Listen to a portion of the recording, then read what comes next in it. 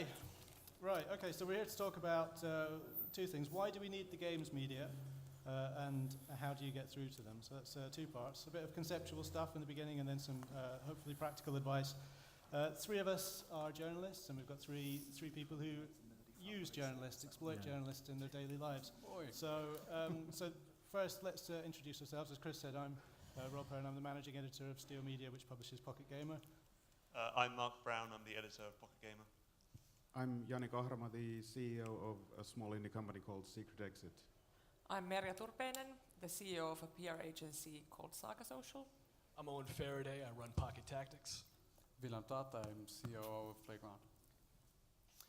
Okay, thank you. So, I thought to start it would be good to have a kind of contrasting set of views. So, I was going to ask the journalist first on the panel. What is it that you think that your job is? And I'll start with Owen. What do you think the role of a journalist is within this kind of ecosystem? I mean, I think especially, this is an interesting follow-on from the last talk. I mean, the journalist role is sort of to unearth interesting content from the huge amount of stuff that's on the various app stores now. There's so many games now that you wouldn't be able to discover, I think, without helping friendly media like us. Yeah. So Mark, I imagine you'll kind of share his opinion pretty much. Yeah. I mean, the word I always come back to is curation. There's just, unlike in the console era when we would talk about, one PlayStation game a week, now there's just hundreds of games to choose from, and it's about finding people who can play as many games as possible and just pick out the stuff that's actually worth talking about, and helping people find stuff in these masses of games. Sure. Okay. So that's. By the way, anybody, if you want to chip in and just interrupt people, that's fine. So that's the journalist's eye view. That's the journalist kind of perspective on what their role is. How about you? How do you use journalists? What do you feel like their purpose is in all of this? Well, I think, as you both said, there's like tons and millions of games in the marketplace. So now more than ever, I think you need journalists because they represent the industry and they give an objective image of the games and companies. And for companies, obviously, for their company and product image and growth on that side. Okay. Wilhelm, do you agree with that point of view? Yeah, I do. I think that the challenge for media overall in this space is that there's just such a big load of content coming out every day. I think there's still today there's about 200 iOS games launching every day, and I don't think you cover all of them. Not probably even close. Maybe 10% or somewhere between 5 and 10% of the games coming out, and even so, that's a shitload, technical term. And the challenge is that from a PR perspective, you fall below the fold very quickly as a content provider. So I think that Pocket Gamer does actually a really good job, and I think your selection is probably smaller than Pocket Gamer's, but Pocket Gamer does a really good job in nurturing some of the bigger games. You stick with them for a while. You write a few stories about them, and that's certainly very helpful to cater to a super fan of mobile and tablet games. What you also do is tremendously important in this space is you inform the OEMs and you inform the channels about very interesting upcoming games, and it's been proven over and over again that Apple, at least Apple, does follow quite closely what you guys write about. So that's very important. Right. Okay, so it seems like there's a unifying point of view, which is that it's all about curation. Sorry, carry on. Well, you wanted contrast, so I'll give you that. I mean, let's be honest that even game journalism is extremely struggling for relevance these days. You have expert opinions. The problem is so has everyone else in their opinion. And in this current very socially networked environment, people don't really follow so much on experts as they do just the social recommendations. So in terms of is the media necessary for discovery? I mean, I think the media itself is is struggling for discovery. So it doesn't help you as a developer in reaching a wide audience in that sense. Yes, it does put you on the map, but as a discovery tool for a small developer, there are kind of better venues for focusing on that part of the problem. You know, I think what's interesting about that is that there is so much more games media today than there was even 10 years ago, but there's also a lot more niche media. And I mean, my site in particular has a certain sort of spectrum of games that it covers, and there's more sites, I think, like mine, that aren't interested in covering everything. They're interested in covering one particular segment of the market, be it certain genres or certain platforms, and that's actually more helpful, I think, to developers, because if you're making a game that's of interest to my readership is smaller than PG's, but it's very devoted, and they buy, you know, everything that we talk about. I think you have a better chance of getting featured on niche media that cover your particular sort of corner of the market these days. Is there an argument for using the media more for a particular kind of game? Would that be the case, that there are certain kind of games that you might be releasing that are worth approaching the media about, but others that it's just go around them and go straight to the app stores? A paid game on Steam? Yeah. Definitely paid games. I mean, when I talk to developers that make paid titles, you know, $2, $3, $5, $10 titles, they say that their discovery tends to come from media and word of mouth, because people get invested into the decision to buy a $5 game in a way that they wouldn't 10 years ago. Now getting somebody to part with $2 is like a biblical miracle. But those games are the ones that people research, and they turn to sites like ours to find out about. I think it's probably fair to say that free-to-play games don't benefit as much from media coverage because people aren't invested in them. They download them, they try them for 30 seconds. If the user isn't hooked in the first 30 seconds, he uninstalls and downloads another one. Yeah. Well, I have to say that it's not only about the discovery of games, but for the companies as well. I doubt that, you need to find your investors and other stakeholders and kind of reach them through media. So it's not only about game discoverability, but also these aspects. Sure. Yeah, it's from a corporate perspective, the product PR matters quite a bit also. Yeah. But I wanted to add something or actually ask something, taking over your panel. Have you guys studied at all the discovery funnel? What precedes actually coming to Pocket Game or Pocket Tactics and looking for a premium game? Is it word of mouth, drives search, drives users to your site, drives user to App Store? What happens in there? Okay, well, prepare for some boring information, but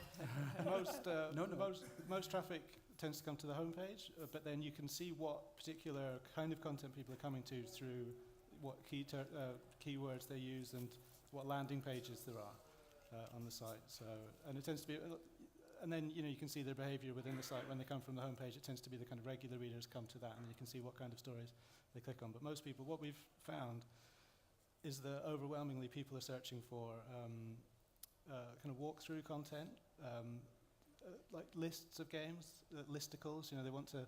I mean, it's as Mark said, it's all about curation, I think, and increasingly we find people just coming to the site to look for information about what games to buy and how to play them. The sort of content that does really well for us is people, they have a genre they like, maybe they've played them on console and they want to find RPGs on their iPhone, so we get a lot of traffic through lists of that sort of thing. Yeah. And by the way, sorry, anybody in the audience, if you have any questions about this that you'd like to ask anybody on the panel, then just pop your hand up and we'll try to notice. Doesn't look like there are any now. Okay, so that's fine. Please, Owen. Oh, sure. I mean, our funnel, obviously we get a lot of direct traffic straight to the homepage, but we also get a lot of, we publish a reviews index, and every time we put a review up, we do about 3 or 4 reviews a week. It goes automatically into that index, and the index actually gets near as much traffic as our homepage does, because we tend to focus on paid games and not free-to-play games. People are searching for reviews before they make a purchase, and that's a pretty significant part of our funnel. Right. Okay. I'm looking here at recent data about how users discover games, and it's similar to what the previous keynote was. Word of mouth, 60% of consumers use that to find games, or it's a source of discovery for 60%. App Store top chart 50%, App Store feature section 40%, and then it drops. In-game adverts 15%, magazines, media 12%.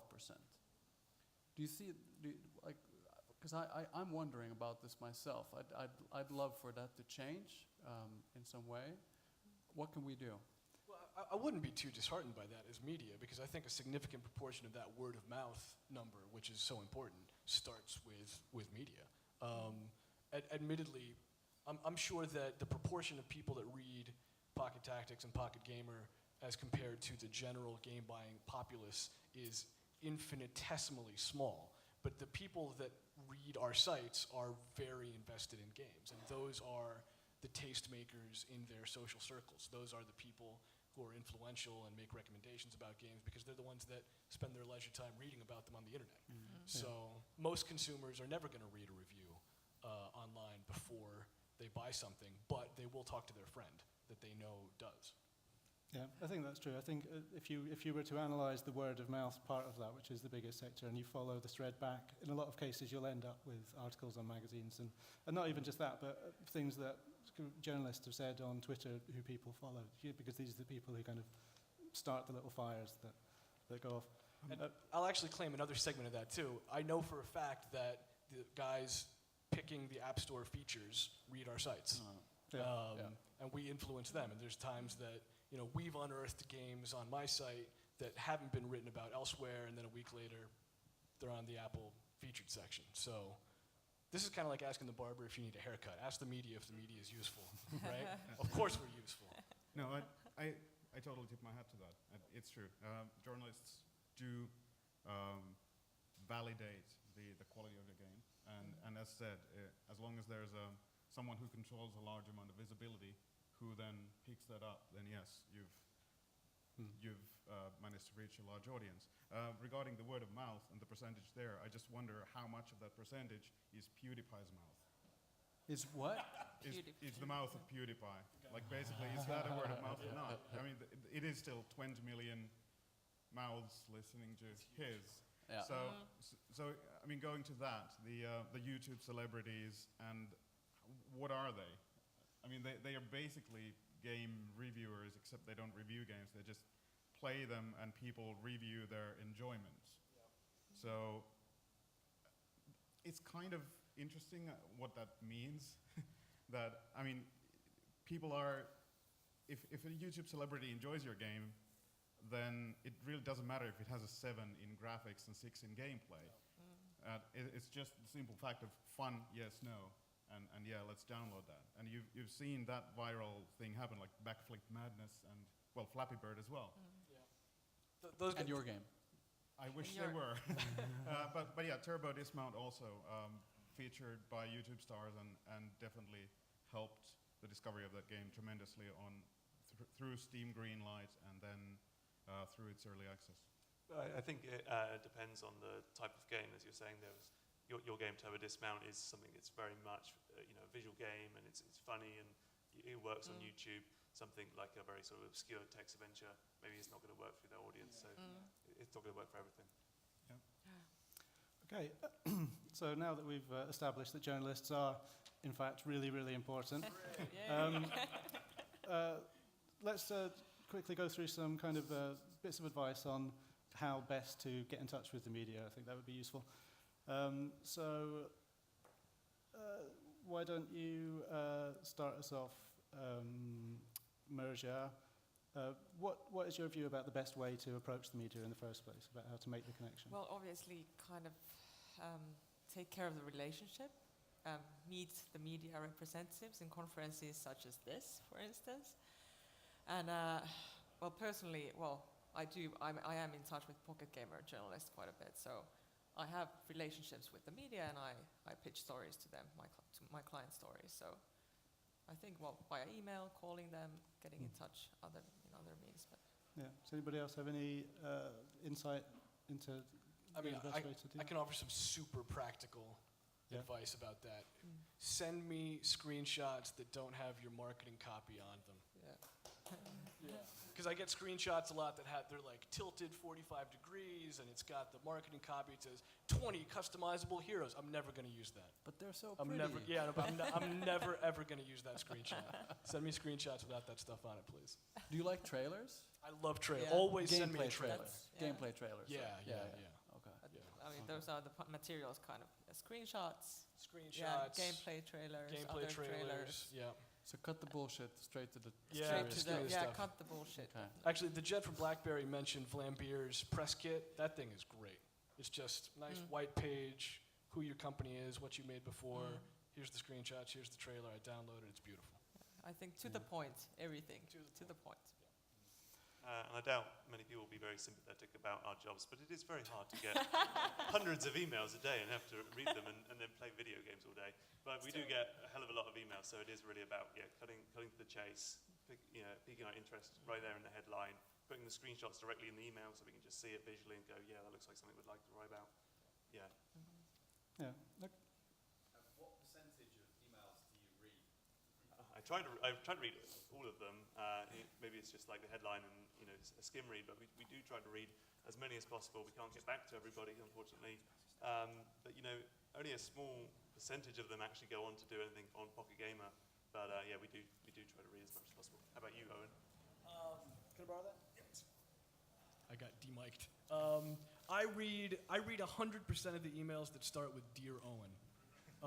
I get a lot of emails that seem to just be sent to a giant nameless list by a robot. I tend to delete those straight away. It cuts my inbox reading time significantly every morning. But yeah, that's my approach. I'd like to point out that when I send emails to all the journalists, I work as a mindless drone, but I just replace the first, like, Dear Owen, Dear Jurgen, Dear Mark, Dear Charles. okay, that's great. But So- I mean, if it's shortened to the point, then there's really no bullshit Yeah. to be replaced anywhere. Like, not that the name itself is, Yeah. but Yeah, no, that's fine. Except sometimes Pocket Gamer has a different email addresses, like news@PocketGamer, reviews@PocketGamer, and quite often we'll get the same email twice and we'll receive the same email twice, so then you're exposed, but it's fine. It's all right. I'm sorry, we're running out of time, I'm afraid, so... Oh, sorry. We're doing questions. Yes. That's why I was getting the mic. Oh, very clever. Okay, It's good. questions, all right, don't worry. Go on, We let's have hear it then. questions. I'm going to pass the mic now. Thanks, Chris. Just a quick one on timing. I think a lot of people are obsessed with, as you launch a game, saying, great, I've got a window, I need to maximize my press around that actual hard launch, whereas I think I've grown up with the old school that you try and reach out to somebody 8 weeks before and you try and get an interview with the guys who are developing game, and then maybe there's a little bit around a preview, and then fantastic day you ship, there's a review. Just wonder if you could comment on what works for you guys, what do you like to do, and how do we maximize our press using that basic method? Thanks. Yeah. So, I mean, I'll start off this one. I think that's been the difference between old PR and new PR. That, as Mark was saying before, it used to be built around far fewer releases, and now there's just a kind of torrent. And I don't think personally that the old rules work anymore. I think the earlier we can see stuff, the better. Just the more we can see stuff, the more we can get hold of the games as early as possible, the better for me. Sometimes a lot of the time we'll see games early, and we might not write about it. At this early stage, we might not interview a developer for a long time, but just sort of seeing it and having it in the back of our mind, keep seeing it at conferences over and over again.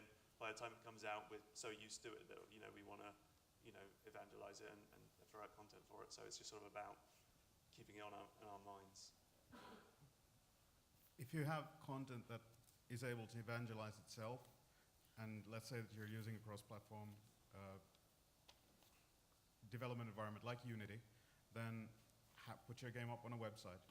If it's feasible for people to get to know the game early, play it on a website, then it works to your advantage tremendously. You can have conversion banners in there so that people can download it when it comes out. And yes, you can be certain that your Unity game will be pirated to a dozen Flash game sites. But as long as it works as an advertisement for your game, then that's good. I mean, you can probably never go wrong by appealing to a journalist's ego. And if you send stuff early, if you send stuff, weeks in advance, like Mark said, maybe we're not going to write about it then, but the fact that you're thinking about us that early pre-launch, we'll think about you probably. So on the subject of appealing to a journalist's ego, do you think that there's any value to exclusives these days? I mean, I like an exclusive. I love an exclusive, but I'm also sympathetic to the fact that maybe an exclusive is not great for you as the developer, just because, How do you define an exclusive? you send me a trailer and I'll put it on my YouTube channel, and I'm the only outlet that gets it for the first week. And on my end of it, I'll hype the hell out of it, and I'll write about it several times, and I'll tweet links to it, and I'll generate as much because it's something of value to me. I'm the only place that has this, and I'll push it as much as I can. But at the same time, I'm not sure how much benefit you're getting from it, because if you'd sent it to everybody, maybe you'd get more value out of it. I'm not sure. I don't know. So, like Wilhelm, is it something you've ever used with journalists before? During history, I haven't in the past year or so, not really, but I've been in the industry for over 10 years, so yeah, I have, yeah.